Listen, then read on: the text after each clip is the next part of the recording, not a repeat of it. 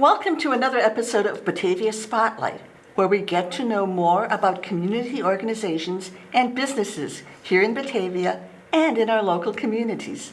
I'm Ellen Huxtable, your host.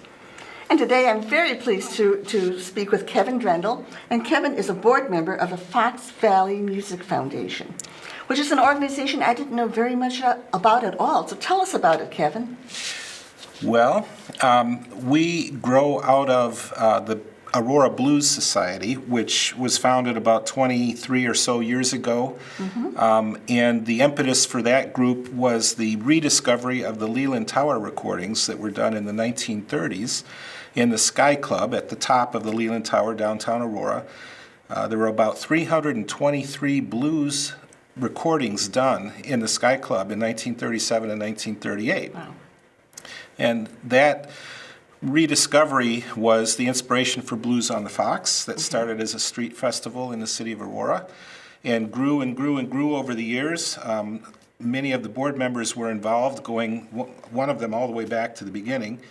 And the Blues Festival got so popular that the city of Aurora kind of took it over and gave it to the Paramount and built River Edge Park. And of course it continues today. And the foundation was formed about 3 or so years ago because the Aurora Blues Society was kind of out of a job with the city of Aurora taking over the Blues on the Fox. And the vision broadened. Instead of the Aurora Blues Society, it's the Fox Valley Music Foundation, with the emphasis on Fox Valley.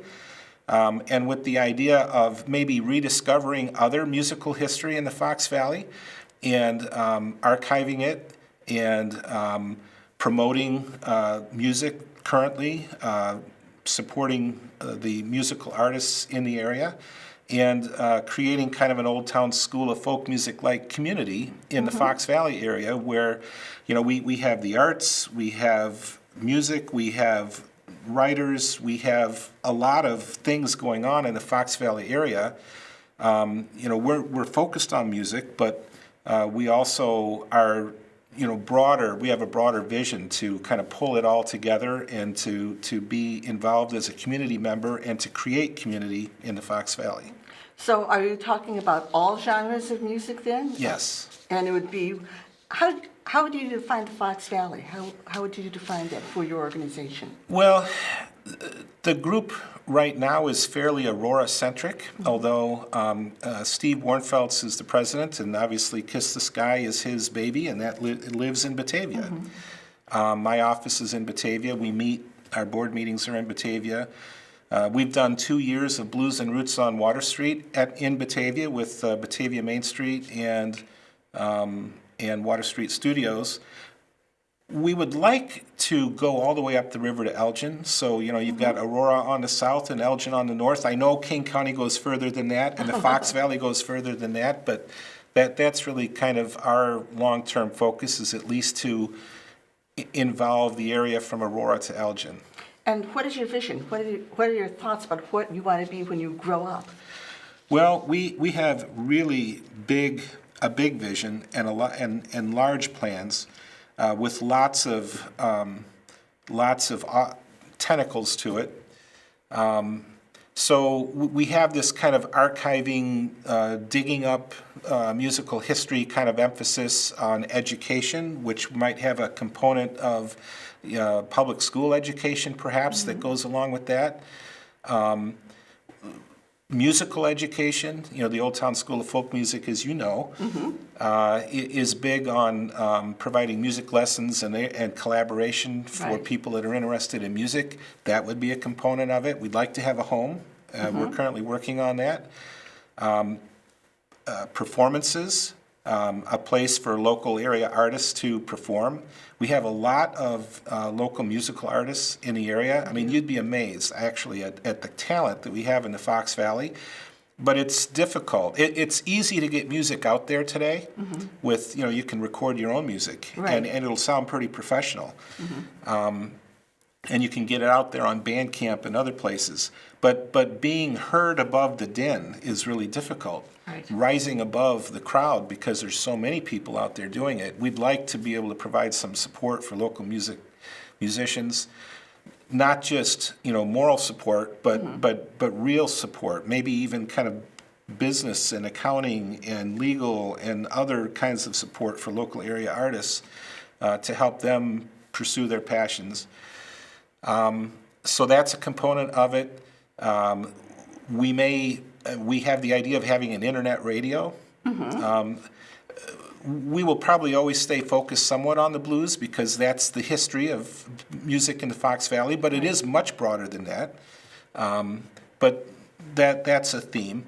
We'd like to buy the recordings. RCA currently has all of those recordings stuffed away in some dusty vault, and we'd love to get the rights to those recordings. Kind of an adjunct to the foundation has been the production of a Leland Bluebird Session tribute album that was done last year with a bunch of area and Chicago area artists. So they redid about 16 of those Leland Tower songs, and they kind of redid them in a 1950s style, true to the originals, but with a different take slightly and it came out beautiful. It was a very good album. We had a tribute concert at the Copley Theater in Aurora in February, and there's another tribute album in the hopper. We can do a lot if we get a home, and that's really the priority right now, is finding a home and in growing from there. So if people were interested in the foundation from any perspective, from curiosity or as a performer or as somebody who is interested in the history, how do they get a hold of you? Well, we do have a website, foxvalleymusicfoundation.com or fvmf.org will take you there as well. Okay. We have a Facebook page, and that's probably the best way. You can become a member on the website.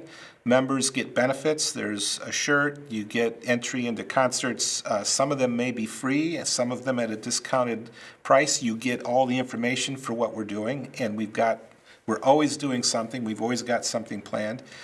And we actually sent out CDs to all of our members last year. Wow.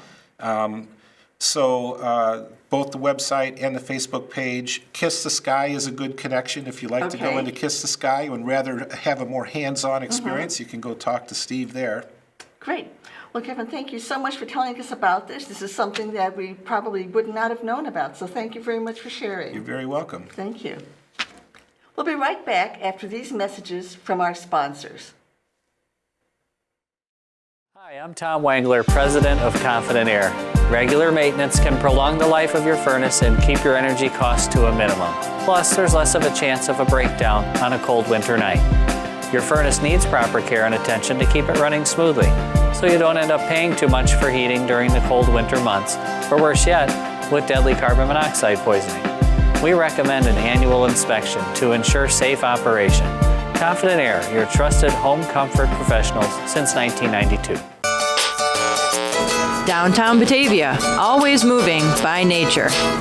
Recreation, nature, the arts, specialty shops, restaurants and services. Downtown is everyone's neighborhood. Come, celebrate, meet friends, unwind. See you downtown. Welcome back to Batavia Spotlight. I'm Ellen Huxtable, and right now I'm here with Mike Fulkerson, who's a financial advisor with the Chicago Investment Advisory Council. Mike, thank you for joining us. Oh, it's my pleasure to be here, Ellen. Well, tell us about financial advice, your business, and what people should be thinking about.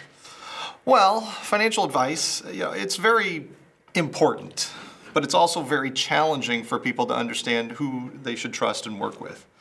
I like to take an educational approach and share information, whether you're a client or not a client.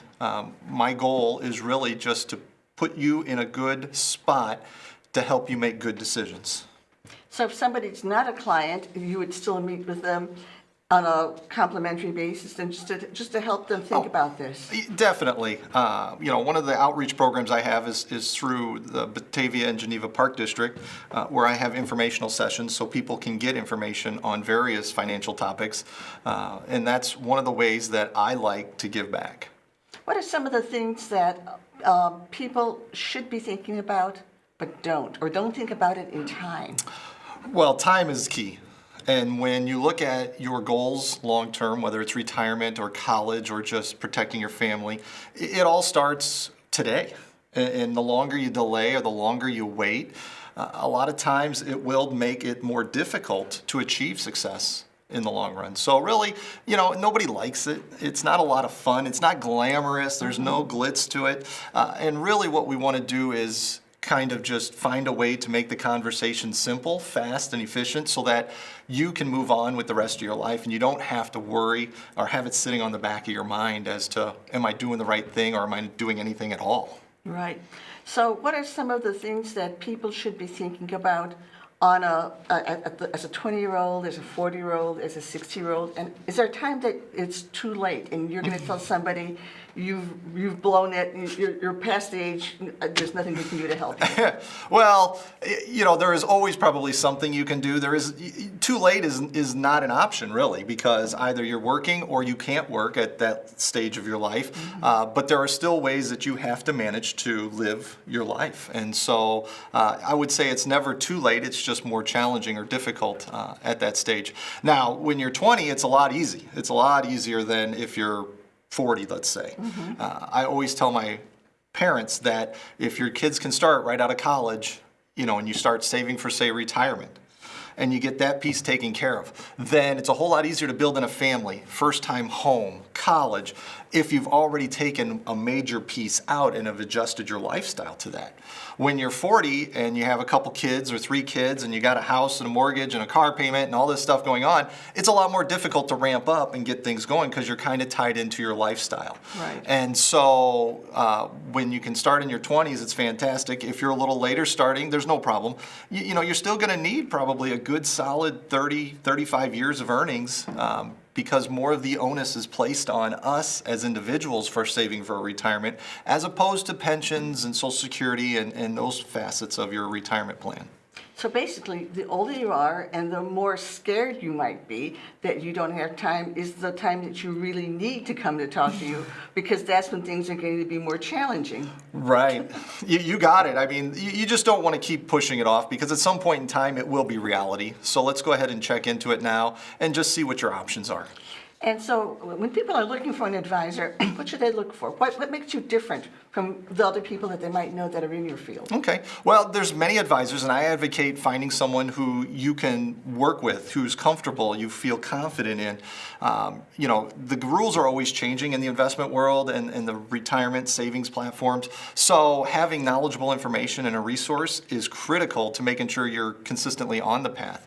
Now, myself, from a comfort level, you can come to my office.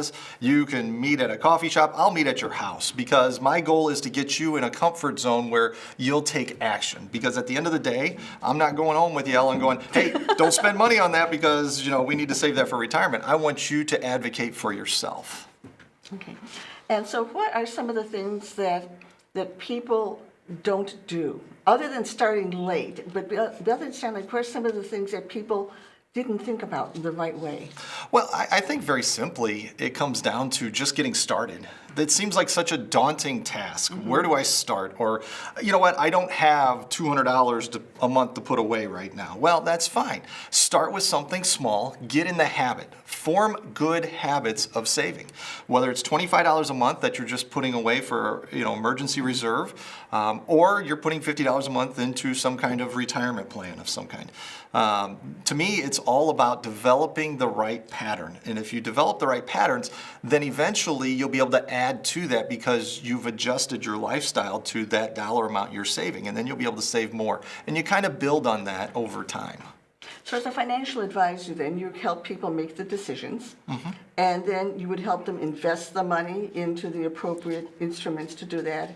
Yes, based on conversations and risk profiles. So through the conversations and understanding what the clients fear or they don't fear, I can then match them with whether it's a portfolio, whether it's another product, something that fits who they are.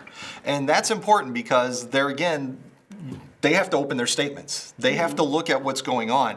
And if I don't do a fair job of matching, then that could cause stress. Yes. And the whole goal here is to reduce the stress and anxiety on the long-term plan and the outlook and the goals and stuff. And sure, we're going to hit some times, but clients will call, hey, you know what, this happened. What's a good plan for me? Should we review? Let's get together. No problem. Let's sit down. Let's chat. Let me bring you up to speed on what I'm seeing from my side of the world. You share with me what's happening in your side of the world, and then we'll find some happy ground in the middle where we can make things feel good. So investments is something that watching the things is a full-time job that none of us have the time for, but that's why we would have somebody like you to do that for us. Exactly. Now, I always tell people I'm very grateful for my business. It allows me to spend extra time with my boys and stuff. But it's not something you couldn't do. Right. But the reality is you either don't have time to do it or you don't have an interest. And if you don't have either of those, then you're probably a good candidate to find someone as a resource like an advisor. Great. If people want to learn more or find out more about the things that you're doing through the park districts, how can they contact you? The easiest way for a quick conversation is just give me a call on the phone. Okay, and the number is? It is 630-301-4249. You can also email me, and that would be M as in Mike, and then my last name, Fulkerson, Fulkerson, at CIACINC.com. And I will respond quickly and get back to you because like I said, whatever's standing in your way is what I try to help with and make sure you get off into good space. Mike, thank you so much for the information. We appreciate it. Thanks, Ellen. Thank you. And we'll be right back after these messages from our sponsors. Jansen's Law Group has practiced law in Aurora since 1961 and in Batavia since 1994. We focus our energy on representing people and businesses and families in the local community. We represent clients in Keene and surrounding counties in matters ranging from divorce to wills, business law to zoning. We focus our efforts on planning and working towards positive resolutions for businesses and families. When clients need someone to fight for their interests, we're ready, willing, and able to act as aggressive advocates to protect their interests. Trendle and Jansen's Law Group with offices in Batavia and Aurora. The King County Chronicle is your best source for news and information in print and online in the Tri-Cities and Caneland. This is Chronicle Country. This is Chronicle Country. This is Chronicle Country. This is Chronicle Country. This is Chronicle Country. Welcome back to Batavia Spotlight. I'm Ellen Huxtable, and I'm here with Brian Gamlin, who's the director of the Batavia High School Incubator Program. Thank you for joining us today, Brian. Thank you for inviting me, Ellen. Tell us about the Incubator Program here at BHS. Sure. The Incubator Program was a program developed first at Barrington High School, and their goal was to connect students to actual real-world entrepreneurs and have them learn about being an entrepreneur by actually doing it. So it's not a traditional class where students learn and take tests and quizzes and learn from books. They're actually connecting with actual entrepreneurs and business people from the community who help them work throughout the course of the year, and they develop either a product or a service that they end up pitching at the end of the year for funding to extend their idea into another year. And so it's our second year of doing that, and we'll be starting our third year soon. We end up recruiting and working with coaches and mentors. The coaches are business people from the Batavia area that have expertise in things like marketing or advertising or app development, and they'll come in and work with the class and the students and kind of share their expertise, and the students will then integrate that knowledge into whatever project they're currently working on, whether it's a service type project or an actual product that they might be trying to develop.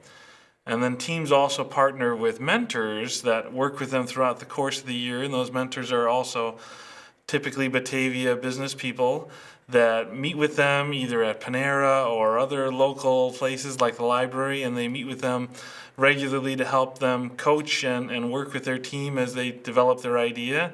Some mentors are able to make extra connections for the kids to businesses or other areas that might help them develop their project further.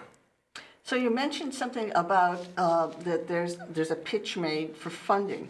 Is that funding with real money for their projects? Yes, it actually is. In the middle of the year, the students do what's called an MVP, a minimum viable product, and they present that to kind of a panel of judges, and those judges then have the ability to award funds, usually a couple $100 to the teams, where they can use that money to further explore whether people are interested in their product or service, or whether they actually would be willing to buy it or pay for it. And so as they use those funds, they approach the end of the year where they're going to ask for further funding to explore again. And we actually have funding that comes from the foundation, the Batavia Foundation for Educational Excellence, for the MVP funding, and then the incubator program itself has raised funds to support the end of the year awards, and it is real money, and the students do learn how to spend it and get reimbursed and support their projects. Have we had any projects yet that have gone all the way into a product that's been available, or are we still in the development stage now? One of the teams from the original year that I've heard updates from periodically was working with a local company on taking their product, and they were working on patenting it, and he had done some of the design work on it, and they were moving in that direction. That was the last update I had heard from that group in terms of the most development. The most interesting thing I've learned is that our original year we had two different service type applications that people were developing. One was a lawn care connection type thing where people that were seeking to go out of town could use an app to find a local person to just cut their lawn once or twice. And that group pitched the original year their idea, and in the more recent months, starting around the spring as the pitches were ramping up for this last school year, I started to see that exact idea on the web being advertised from a local company. I don't think it was our teams, but someone definitely took their idea and made it a full-fledged app. And there was another one like that for food delivery from non-standard food delivery restaurants. And I've seen that app fully developed out there. So our kids are coming up with ideas that, whether if they don't finish them off, that other actual business entrepreneurs are taking them and completing those ideas. Now, how do you choose the students for this, or is it open to any student? But I know your group is rather limited, your capacity is limited. So how do you select the students that are going to be in this? Students have to have taken at least one business class in the business department at the high school, and then after that they can sign up for the class. We're typically looking for sophomores or juniors so that they have the potential to complete a second year in the program if they develop an idea that they want to continue with. We still accept seniors too, but they're tend to have a little bit of trouble at the end of the year answering the question, what are you going to do next year with your idea, as they'll be graduating and moving on. That's interesting. So in your role as director of this, how do you manage to keep all the balls in the air? You've got a lot of things going on, so how are you managing to keep everything going like this? Well, we have two great people. Our instructor, Dennis Piron, he's great at coordinating and connecting with all the different local people, but our main person that helps us a ton is Bob Hubbard, and we refer to him as our community champion. He was a longtime business owner in Batavia and serves in many different roles, but he helps us connect all our coaches and mentors to the program. He meets with them, finds out where they would best fit, kind of coaches them as to what they might want to consider, and then connects them to Dennis and I, and we kind of plug it all together then. So how many students are in the program at any time? Last couple of years we've had in the mid-20s, about 25 to 26. I think this next year we're looking somewhere in the mid-30s. And then we also have somewhere in the 10 to 15 range of students that are completing a second year, building off either their idea from last year or they would just enjoy the program so much they want to go and start a new idea for the second year. So if somebody was interested in this, either to act as a mentor or a coach, or perhaps some business connections, or they have a student who might be interested in this entrepreneurial kind of a program, how do they contact you?